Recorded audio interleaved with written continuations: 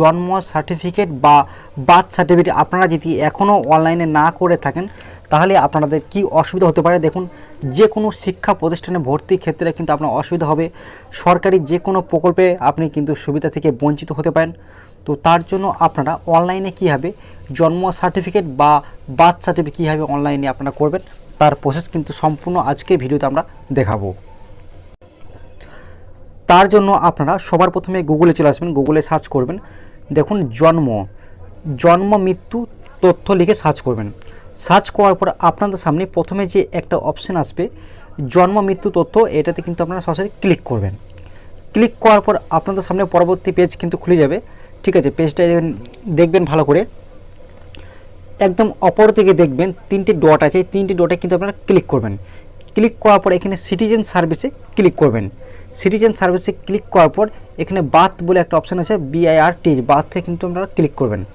Click করার পর এখানে দেখবেন যে ডিলে বার্থ রেজিস্ট্রেশন লেখাটি আছে, এখানে কিন্তু আপনারা ক্লিক করবেন।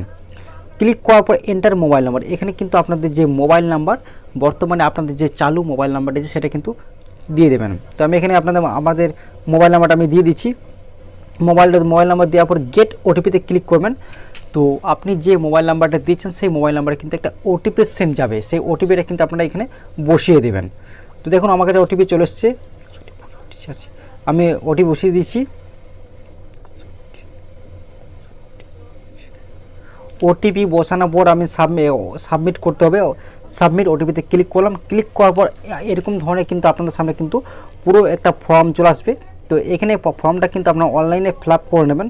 ফিল আপ করলে কিন্তু খুব সহজেই কিন্তু এখান থেকে কিন্তু আপনারা জন্ম সার্টিফিকেটের জন্য অনলাইন আবেদন করতে পারেন। তো ফর্মে কী কী লাগবে দেখুন, প্রথমে কিন্তু এখানে আপনাদের জেন্ডার সিলেক্ট করবেন, মেল ফিমেল, ফার্স্ট নেম, শিশুর ফার্স্ট নাম কী আছে, মিডিল নেম থাকলে মিডিল নেম দেবেন, আর দেওয়া দরকার নেই, লাস্ট নেম কী আছে দেবেন।